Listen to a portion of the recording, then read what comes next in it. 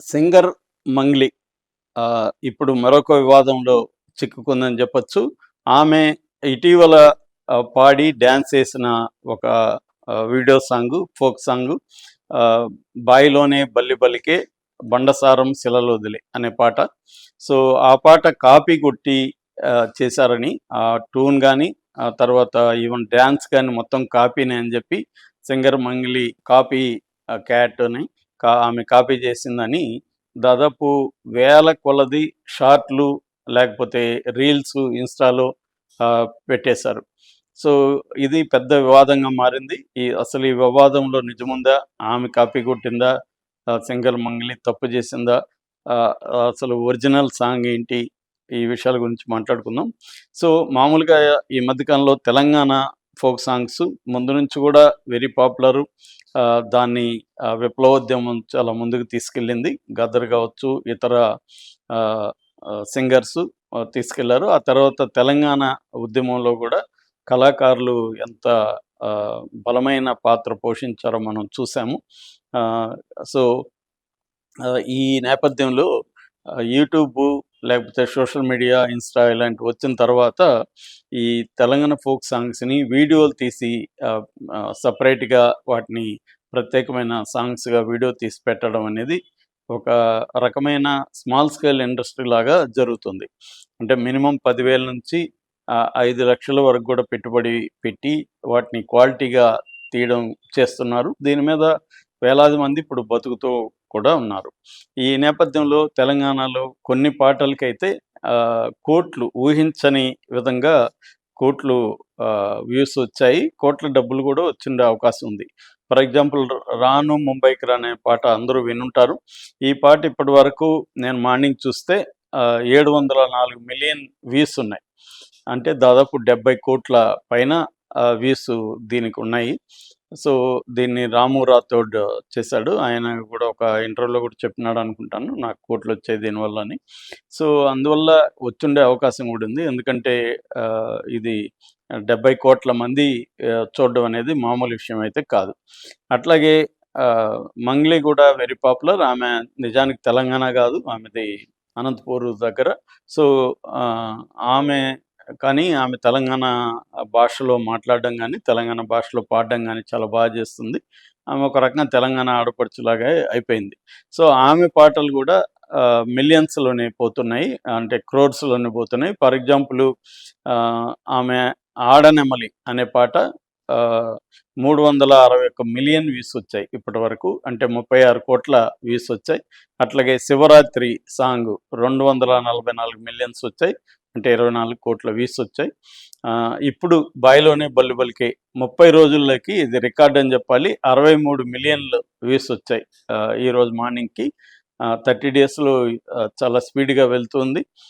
అంటే 6,30,00,000 వ్యూస్ నెలలో వచ్చాయంటే అది కూడా ఖచ్చితంగా 60,00,00,000, 70,00,00,000 అయితే వెళ్ళే అవకాశం అయితే ఉంది. ఈవెన్ 'రాను ముంబైకి' సాంగ్‌ని కూడా బీట్ చేసే అవకాశం అయితే ఉంది.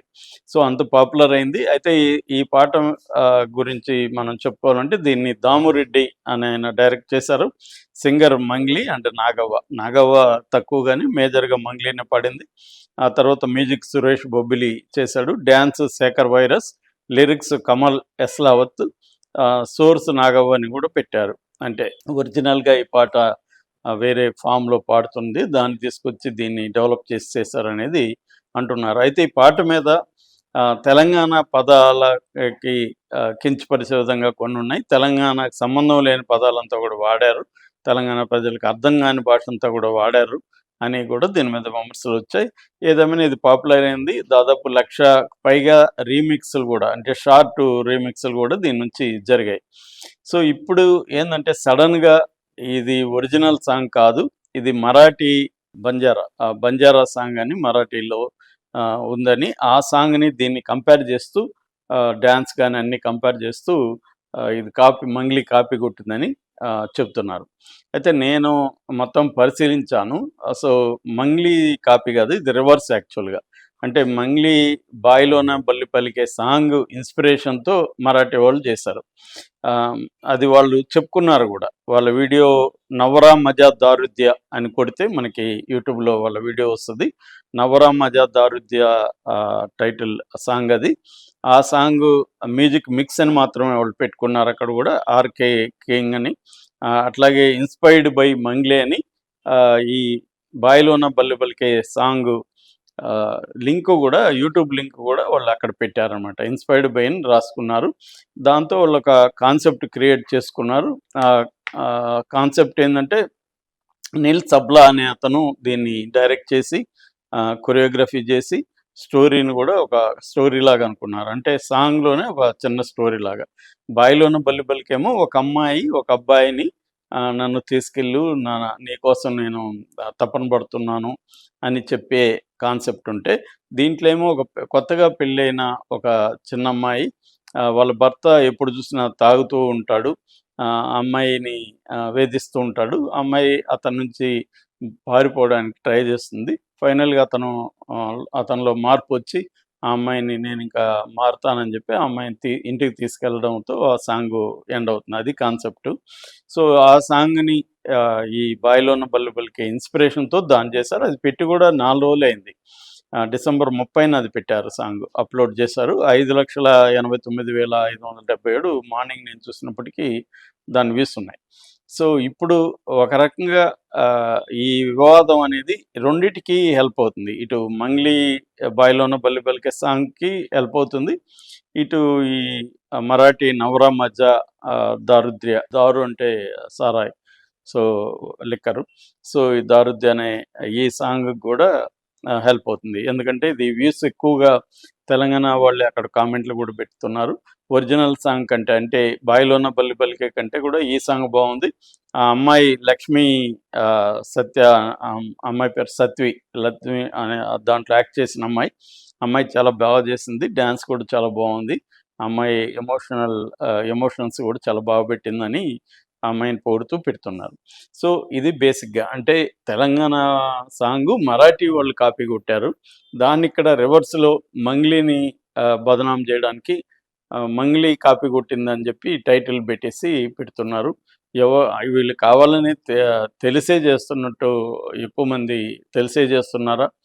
లేకపోతే ఎవరో కొంతమంది ఇచ్చేయగానే దాన్ని ఏమి రీసెర్చ్ చేయకుండా, అసలు ఒరిజినల్‌గా ఏ సాంగ్ ముందు పెట్టారు, ఏ సాంగ్ తర్వాత పెట్టారు అనేది కూడా చూడకుండా కొంతమంది ఎళ్ళిపోతుంటే, కొంతమంది కావాలనే జేస్తున్నారు. అంటే మిస్‌ఇన్ఫర్మేషన్, డిస్‌ఇన్ఫర్మేషన్ అంటారు.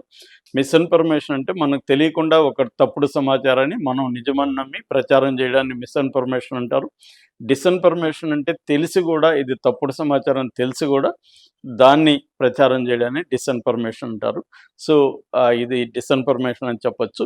రెండవది ఇన్‌స్పిరేషన్ అనేది ఏది గూడా ఒరిజినాలిటీ అనేది ఏముండదు.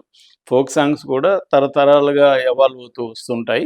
వాటినే గద్దర్ గాని, మిగతా వాళ్ళు గూడా రెవల్యూషనైజ్ చేశారు. అదే ట్యూన్‌లు తీసుకొని వాటిని కంటెంట్ మార్చి చేశారు. అవి తర్వాత కాలంలో భక్తి సాంగులు గాను, బూతు సాంగులు గాను రకరకాలుగా అవి బయటకొచ్చాయి. కాబట్టి ఇదంతా గూడా ఒక రకంగా ప్రజల సామూహిక సంపద. దాన్ని ఎవరో కొంతమంది ఓన్ చేసుకుంటారు. కమర్షియల్ గూడా అవుతుంటది. ఎందుకంటే దానికేం పేటెంట్ అనేది ఎక్కడ ఉండదు గాబట్టి. So, original అనేదేముండదు. అట్లనుకుంటే మనకి 'పాతాళ భైరవి' దగ్గర నుంచి, అంతకుముందు 'మాయాబజార్' దగ్గర నుంచి కూడా ఈ ఆరోపణలున్నాయి. ఫర్ ఎగ్జాంపుల్ 'మాయాబజార్‌లో' 'వివాహ భోజనం' అందరూ పక్కా తెలుగు సాంగ్ అనుకుంటారు. అది నిజానికి ఒక పోలీస్ మార్చి సాంగ్ అది ఇంగ్లీష్ నుంచి వచ్చింది. అవన్నీ గూడా బయటకొచ్చాయి గూడా. అలాగా ప్రతి సాంగ్ గావచ్చు, ప్రతి కాన్సెప్ట్ గావచ్చు, ఇన్‌స్పిరేషన్ ఎక్కడో ఉంటది. కాకపోతే ఇది మోరల్‌గా మనం జడ్జ్ చేయలేం. లీగల్‌గా మాత్రమే ఒకవేళ ఇప్పుడేమన్నా మంగ్లీ వాళ్ళు వాళ్ళ మీద చర్య తీసుకునే అవకాశం గూడా ఉంది. ఎందుకంటే మీరు మా సాంగ్‌ని కాపీ కొట్టి ఇన్‌స్పిరేషన్ అంటే ఎలాగా? మాకు డబ్బులివ్వాలని వాళ్ళు లీగల్ నోటీసులు గూడా మరాఠీ వాళ్ళకి పంపించే అవకాశం అయితే ఉంది.